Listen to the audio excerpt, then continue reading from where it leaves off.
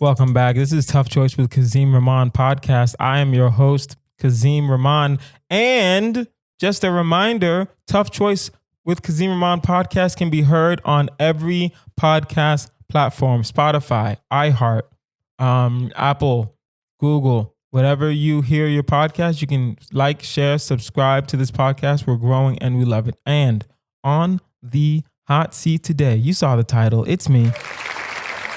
All right, we're going to do some would you rathers. We're going to do some what would you do's. We're going to go through our constant choice. And, normally we don't do a final choice, but let's see how we feel, right? This is the last podcast of January, so we might do a final choice. I don't know. Let's start. Let it begin. Let it begin. Now, guys, normally I have another person here, but I think it's time for the final say for our constant choice. Constant. Everyone in the month gets the same first question. Now, this is the final say of January. So, would you rather bathe in a bathtub full of glitter or find out you've been using someone else's toothbrush for the past year? Pros and cons of both. Let's start with bathe in a bathtub. The only pro of bathing in a bathtub full of glitter is that you're not accidentally using someone's toothbrush. That's really the only kind of pro that I'm seeing with this kind of situation. There's so many cons, right? The pro is it's not bacterial. It's not really getting in your body. We'll be fair, right? It's not in your body. It's just all on top of your body and you're bathing. So unless you bathe with a t-shirt on, I don't know what you're doing. Right? If you bathe with a t-shirt on, that's another conversation as to you really shouldn't be worrying about whether or not glitter is going to be on you. You know what I mean? You're bathing, you're naked. So glitter is going to be on you low key for at least a month, man. You're going to be finding glitter for at least a month. You know what I mean? But there's no bacterial. There's nothing really wrong with glitter, right? If you're someone who likes glitter, if you're a girl who likes glitter, or hey, maybe some guys like glitter. I don't like glitter, but some guys like glitter. If you're a person who likes to put on a little bit of body glitter, hey man, you're going to have body glitter on you for a good month. You know what I mean? And that can be a pro, but that can be a con. That's con for most people. All right. So the toothbrush thing is interesting because it's a simple question of this. Would I be paranoid after the fact? And the answer is yes. Because both of these situations are one time. You don't find out every year that you've been accidentally using someone's toothbrush for the past year. You find out one time that you've been accidentally using someone's toothbrush for the past year. Now, I am married.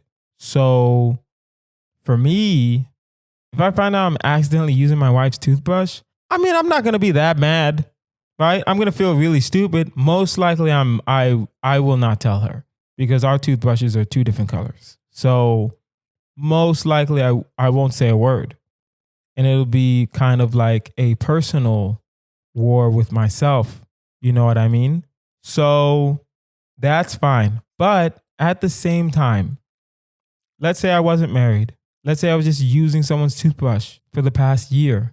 You know what I mean? Like I couldn't do it if it was a stranger, right? Even if it was someone that I knew, if it's not my wife, like a lot of people don't go to the dentist.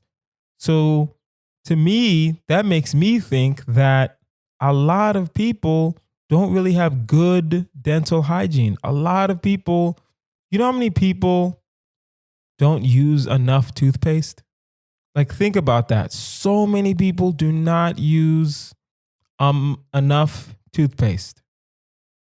And I have to be accidentally using a person's toothbrush for the whole year. That's going to mess me up a little bit. Do I want physical trauma that everyone can see, or do I want mental trauma that only a couple people will see because I'm going to be paranoid. And if I'm being honest with myself, I think I would rather be paranoid than have glitter all over me. Because there's no way I'm going to look at a toothbrush and not second guess myself for at least 2 years. There's no way. As soon as I grab the toothbrush, I'm going to make sure this is my toothbrush. Probably going to put a little marking on it. You know what I mean? Just to make sure it's my toothbrush. And as soon as I put toothpaste on it, I'm probably going to go back and double check that it's my toothbrush. But I would rather have that small inconvenience than be covered in glitter. I can't be covered in glitter. That doesn't make any sense to me. Now, if you're not married, or if you're a girl, or let's say if you're a guy that likes glitter, do the glitter. It's not that bad. It really isn't that bad. Now, the problem with that is that you're thinking it's just on your body. It's on your face. It's in your hair. It's everywhere. It's going to be on your clothes. It's going to be on your couch. It's going to be on your floor. It's going to be in your car. If you have a car, it's going to be on the bus. People are going to be looking at you weird. When you hug someone, it's going to be glitter. That only works for a couple people. You have to think, do my friends think I'm a positive, happy person? If your friends think you're a positive, happy-go-lucky, always in a good mood, the life of the party kind of person, okay, do the glitter because this will not hurt you socially. But if you're someone, and you have to be honest with yourself on this one, if you are someone that, let's say, when you come around, people roll their eyes, and then you shake their hand, and then there's glitter everywhere, you might get disinvited from some things. I'm definitely gonna disinvite you from a couple things if I don't already like you, and you come to me and you give me a side hug, I'm always respectful, right? If someone comes in for a hug, I'll give them like a side hug, or I'll dab them up a little bit. Well, you get a handshake from me. But when I leave and there's glitter all over me, one, I'm going to say something. I'm going to say, hey, yo, dude, what the fuck is wrong with you? Why do you have glitter all over me? That statement, I will be honest, depends how big you are, right? If you're massive, I'm not about to be like, hey, dude, what the fuck is wrong with you? I'm going to be like, oh, excuse me, sir. Sir, there's glitter all over I don't know how to do a British accent. You know what I mean? I'm not going to like you for a long while if you come at me with glitter all over me. I'm going to do the toothbrush. And that's the final say for this month, because the toothbrush, I'm not going to lie, I'm doing toothbrush because I'm married. And it's like, I know my wife brushes her teeth a lot. So like twice a day. You know what I mean? So for me, it's not going to be that bad. It really isn't. And she's my wife. So it's really not going to be that bad. But if you're single, honestly, do the glitter, man. Because now you got a story. Now you got a story to tell. Right? For a whole week, you're going to be putting glitter on people. And it's kind of wild. Again, it depends on the type of person you are as to whether or not that's going to work. But in the long run, everyone will remember that legendary week of glitter, you know? All right, that's the end of our constant choice. Constant. Let's continue. Would you rather be unable to distinguish between dreams and reality, or travel exclusively by horse-drawn carriage? Okay, this is one of those things where it's exceptionally harder than we think. Be unable to distinguish between dreams and reality. Okay, so we'll be fair. We will be fair. There's an episode of a show called Atlanta, the series finale episode of that show.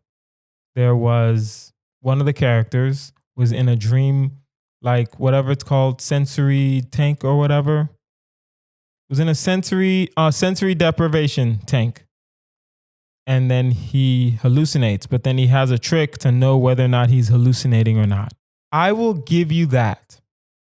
If you're unable to distinguish between dreams and reality, I will give you that thing where there's something that I can do if I start thinking I'm dreaming, but just one thing. At the same time, I think the only time, well, here's the thing. How wild are your dreams? If your dreams are normal, then this is going to suck for you. If your dreams are wild, if you're out here having like orgies, if you're like, sleeping with Michelle Obama, you know what I mean? You can kind of, it'd be weird if you can't distinguish, but you're unable to distinguish between dreams and reality. So I think that only really hurts if something happens to you in your reality and you think you're dreaming. If something happens to you in your dream and you think it's reality, eventually you're going to wake up. But if something happens to you in reality and you think you're dreaming and you act as if you're dreaming, then that's going to suck because you're probably going to act out of character. Who knows? This would make me improve my character overall. You know what I mean? I would have way less fun in my dreams if I can't distinguish between dreams and reality because I'm gonna play it safe. You know what I mean? If let's say I had a car and it's open road, I'm still gonna drive the way I drive. Right? I don't know if I'm dreaming or not. If I knew I was dreaming, I would drive a little faster. But if I can't distinguish, I'm still going to act like who I am. I'm going to try to have the best character. I'm going to try to be safe out here in these streets. So, yeah. But not being able to distinguish is rough. It's going to be rough. You know what I mean? Especially if there's like little things in your reality and you don't realize, even the thing that will help you kind of understand that maybe you're dreaming. There's no guarantee. You have to do the thing. And what if you do the thing in front of the wrong people? Right? Let's say someone comes to you and gives you a multi-million-dollar opportunity. And then you're doing the opportunity and then they're like, oh man, I know we said it's going to be multi-million, but now it's going to be multi-billion. And you're losing your mind. And then you wake up from the dream. Right? That's going to mess you up a little bit because you're not able to distinguish. So in reality, if someone comes to you and says, hey, I want to give you $1 million to do this for me. Naturally, and I'm just speaking for myself, naturally, I'm going to be a little hesitant. I'm going to be a little hesitant to believe it. And then I'm probably going to try to do the thing to help me distinguish between dreams and reality. And then I'm going to lose the thing anyway because I'm just being weird. Because then I have to explain, oh, no, you don't understand. Like, I think I'm dreaming. Why do you think you're dreaming? You're awake. I don't know. Well, sometimes I can't distinguish between dreams and reality. Okay, well, we don't need to work with you then. You know what I mean? So yeah. Now, travel exclusively by horse-drawn carriage. I don't own a horse, but I do know like 3 people that have dealt with horses in the past. Horses are expensive. And if I have to travel exclusively through horse-drawn carriage, I can probably make it work, but it's going to be a little harder only because the streets of Los Angeles are very hilly. So the carriage can go on a straight plane, but if it's going on a horse-drawn kind of thing, then it's going to be a little, I don't know. It's going to be a little weird, I think. I don't know how horse-drawn carriages work with hills and climbs and going downhill. So I can't. I can't. I'm going to have to do the dreams in reality. I just realized this. I'm still a comedian. I'm still very much a comedian. I travel for work a lot. We're going to be doing live shows soon. So I'm going to be traveling for that. So, I mean, dang. Let's say I have to go from LA to like Dallas, and no one wants to be in Dallas. The Cowboys are trash. But let's say I have to go from LA to Dallas. I can either take a 5-hour flight or a 4-day horse-drawn carriage. Well, not even 4 day. It's going to be longer because the horses have to eat. The horses have to sleep. The horses have to rest. So I'm going to say 5 hours will turn into 7 days just to travel from LA to Dallas. Nah. I'm going to do the dreams in reality. It's going to suck. It's going to suck, but I feel like I'm just going to make sure I have really good character. You know what I mean? All right. Would you rather be a porn star or massage therapist? This is interesting, and I don't know. I will say this before I do the pros and cons of both. This was a submitted through Ahmed Al Qadri, one of our all stars, one of our champions. I want to say he's the second. He has the second most visits to the Ignorant Studios, Ahmed Al Qadri. So thank you, Ahmed. Shout out to him. Be a porn star or massage therapist. Pros and cons to both. Now, if you are a porn star, if you're a male porn star, I will say this. Most men that do porn, they're having fun. I would say that you're not getting paid. I have read enough articles and watched enough documentaries to be like, oh, these male porn stars don't make even half of what the females make. You know what I mean? So I don't know. I couldn't do porn. If you're a porn star, that means people know you're a porn star. So I probably can't do that, right? Now, I will say this. The pros is that, listen, I'm sure male porn stars have fun. The cons, you're not making a lot of money. The lifespan of a porn star is not long, right? I know that Mia Khalifa girl, she was like, oh, I only did porn for 6-7 months. But she was in how many videos did she say she did? She did 12, 13 movies and various clips in the 6-7 months, right? She's at a point in her life where she's been not a porn star for longer than she was a porn star. Substantially longer than when she was a porn star.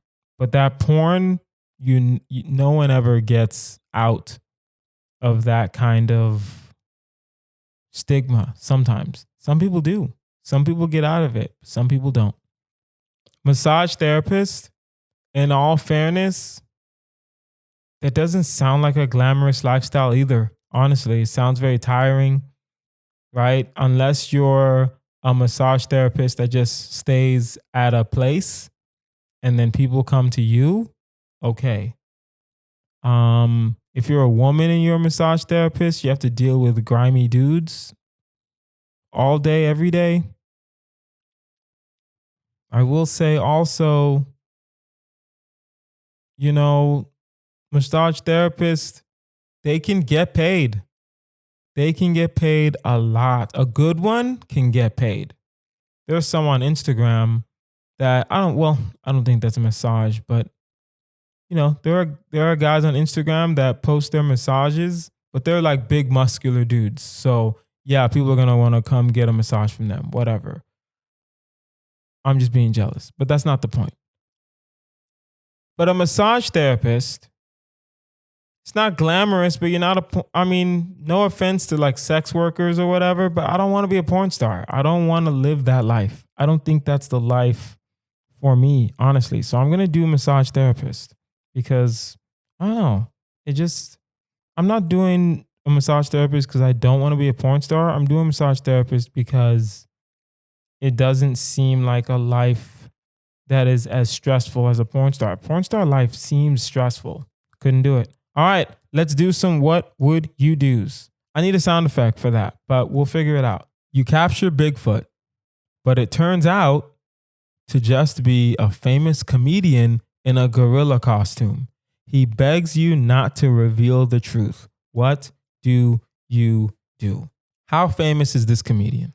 Is it Instagram famous? Is it world famous? Is it US famous? Either way, because I'm only asking because I need to know how much money I can get from this dude. Because if I catch Bigfoot and it turns out to just be a dude in a costume, I'm getting paid if you're telling me not to tell anybody. If you're telling me not to tell a soul and you're just a dude and I don't know if you guys understand this. There are people in the woods right now looking for Bigfoot. And if you're telling me that it's just a dude in a costume, I'm getting paid depending on how much money this comedian has. I'm not going to tell a soul because I really don't care. I'm not even going to lie and act like I don't care. I don't know why I'm in the woods. I don't know why I captured Bigfoot. This had to be an accident. I had to accidentally be driving and hit him with my car. There's no other reason I'm going to be trying to fight Bigfoot or whatever. But I'm going to get paid. I'm going to say, listen, I have a family to support, right? Massage therapists make money, but porn stars do not. Let's assume that in this one, I'm a porn star. Porn stars don't make a lot of money. So, what else do you want me to do? I gotta charge you. I gotta charge you for my silence. I will say this will only be a one-time fee. I'm not gonna be one of those guys that want a continuous thing. No. Because as I said, I really don't care. Most likely I accidentally clipped you with my car and I got out the car and I saw it was just a dude in a costume and he said, "Oh, please don't tell a soul." I'm like, all right, well, depending on your rank as a comedian, we can go from 50,000 to 100,000 to $1 million. It depends. But we can write up a contract and I'll sign it, non-disclosure agreement, get your lawyer to talk to my lawyer. I'm saying my lawyer. It's just me. It really is just me. As soon as the check clears, I'm signing whatever you want me to sign. Because I really don't care. Okay, next one. You're a gladiator in ancient Rome and discover that all the matches are rigged and you're slated to lose the next fight. What do you do? Okay, well, it depends. Actually, I'm not going to lie. It doesn't depend. Here's the thing about Rome. Naturally, I read that and I say to myself, well, I can just not fight. This isn't the NBA or like the NFL. I can't just get fined if I don't fight. I'll just die. They'll just kill you if you say, I don't want to fight. No. Because you're thinking, a lot of times people are thinking gladiators are like knights. Knights will do the fighting thing in old time England, but knights choose to fight. Gladiators are slaves. Gladiators do not choose to fight. They have to fight, right? Or else they don't live, or else they don't eat that day. You know what I mean? And gladiators fight to the death. So if I know I'm about to die, I'm saying something and I'm going out swinging. Right? Especially if I know, I'm just spitballing here. If I know how the game is rigged, then I know how to beat you. If I find out that the stuff is rigged and suddenly you Just like my sword isn't like real or some shit. And that's why it's rigged. Or the guy has like better armor than I have, and that's why it's rigged. Then maybe I can figure out a way. Either way, I'm going out. I'm not going down without a fight. Because that's the problem. You have to fight. You have to fight as a gladiator, or else you die. As a knight, you can not fight and not die. As a gladiator, you have to fight and almost die, or you're definitely just going to die. You're a lawyer at a fancy firm. One night, you forget your phone and go back to get it. On your way out, you see the senior partners in a secret meeting with Snuffleupagus. What do you do? Why? The first thing I do is go back to my office because clearly I'm daydreaming. Clearly this is a dream. I have to do that thing where I have to make sure this is reality first. Because if I see people just talking to Snuffleupagus outside of Sesame Street, and if you don't know who Snuffleupagus is, how do I explain this? Snuffleupagus is the character in Sesame Street. He's very large. He's very dope. He's like, hey, how you doing? He speaks perfect English, but he just seems like he's either really depressed or like really high. He moves like from side to side as he's walking, talks like this, you know. So if I see my law firm, first thing, this is clearly a secret meeting. And it depends on where I stand at this law firm. I'm a lawyer. I forget my phone and go back to get it. Let's assume, well, no, let's not assume because each thing will be different. Let's assume I just started. If I just started, get my phone, go back and get it. I see Snuffleupagus. If I just started, I will make myself known and walk away just so they know, hey, I saw whatever the fuck this was. You should pay attention to me. Right? And then the next day, for the next maybe couple months, I'm going to be the best employee ever. Let's say I have an office. Let's say I have like a corner office. Let's say I'm a come up in the firm and I see senior partners meeting with Snuffleupagus. I'm going to not say anything. I'm just going to walk away. And then the next morning, I'm going to talk to the partner that I'm closest to and say, hey, I saw the meeting last night. I had to leave. I didn't want to intrude. But whatever moves that are being made, I want in. I'm a big fan of Sesame Street. I can do the research. Right? I can write up the paperwork for whatever contract, right? Snuffleupagus about to get arrested. I can be on the defense team. Just saying.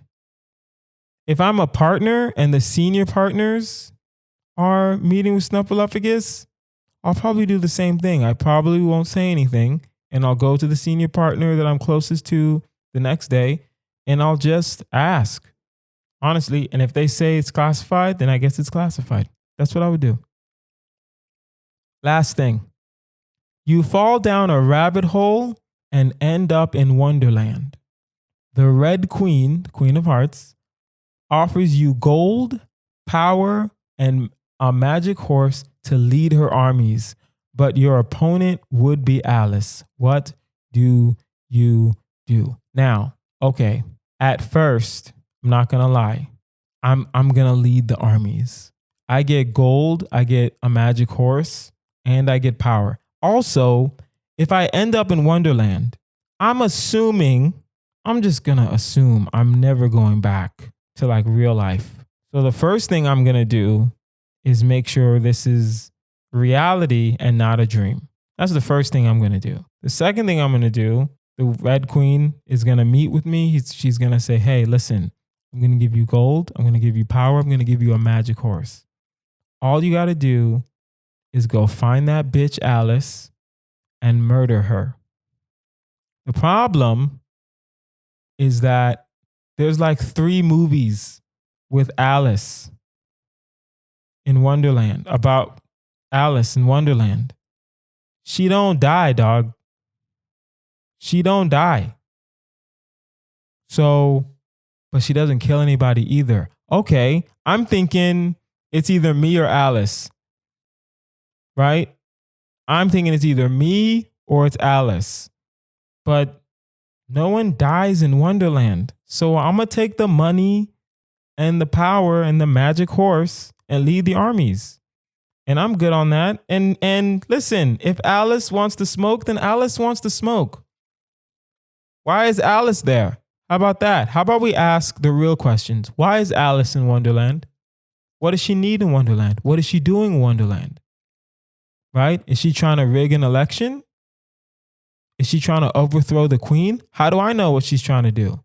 All I know is this. I support my queen.